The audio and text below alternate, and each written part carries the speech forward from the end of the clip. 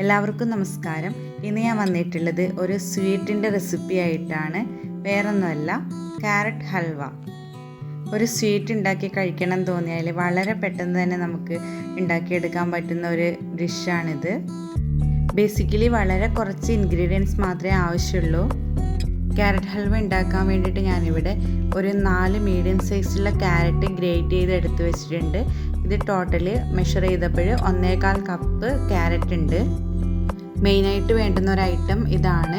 ഇത് നമുക്കൊന്ന് നെയ്യിൽ അങ്ങോട്ട് വറുത്തെടുക്കണം. അതിന് വേണ്ടിയിട്ട് ഞാനൊരു പാൻ ചൂടാക്കിയിട്ട് അതിലേക്ക് കുറച്ച് നെയ്യ് ഒഴിച്ചു കൊടുത്തിട്ടുണ്ട്. ഫ്ലെയിം ഞാൻ ലോ ടു മീഡിയം ഫ്ലെയിമിലാണ് ഇട്ടിരിക്കുന്നത്. ഞാനിവിടെ ഒരു 2 സ്പൂൺ നെയ്യ് ഒഴിച്ചിട്ടുണ്ട്. നെയ്യ് ഇഷ്ടമുണ്ടെങ്കിൽ നെയ്യിൻ്റെ അളവ് കൂടുതൽ ഉപയോഗിക്കാം, കുഴപ്പമൊന്നുമില്ല. ഇനി നമുക്കിതിലേക്ക് ഗ്രേറ്റ് ചെയ്ത് വെച്ചിട്ടുള്ള ക്യാരറ്റ് ഇട്ട് കൊടുക്കാം. നെയ്യ് ഓൾറെഡി ചൂടായി വന്നിട്ടുണ്ട്, അതുകൊണ്ട് ഞാൻ ഗ്രേറ്റ് ചെയ്ത് വെച്ചിരിക്കുന്ന ക്യാരറ്റ് അങ്ങോട്ട് ഇട്ട് കൊടുത്തിട്ടുണ്ട്.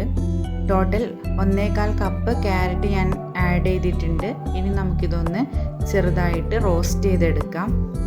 കണ്ടിന്യൂസ് ആയിട്ട് ഇളക്കി കൊടുത്തിട്ട് തന്നെ നമുക്കിതൊന്ന് നെയ്യിൽ നന്നായിട്ട് വറുത്തെടുക്കണം.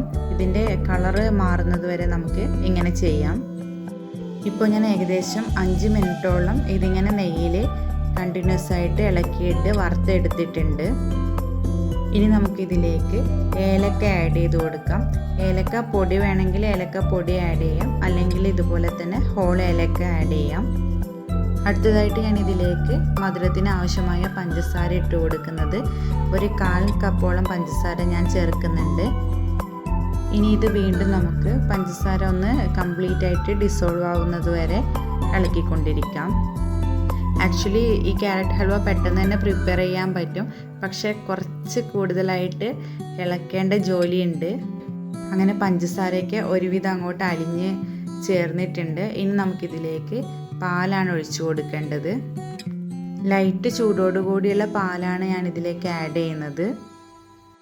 പാല് ആഡ് ചെയ്തതിന് ശേഷം കണ്ടിന്യൂസ് ആയിട്ട് തന്നെ ഇളക്കി കൊടുക്കണം. അതുപോലെ തന്നെ ഫ്ലെയിം ഹൈ ഫ്ലെയിമിൽ ഇടാനും പാടില്ല. അങ്ങനെ ആകുമ്പോൾ പാല് പെട്ടെന്ന് പെരുത്തിട്ട് ചെറിയ ചെറിയ കട്ടകൾ ഫോം ചെയ്യും.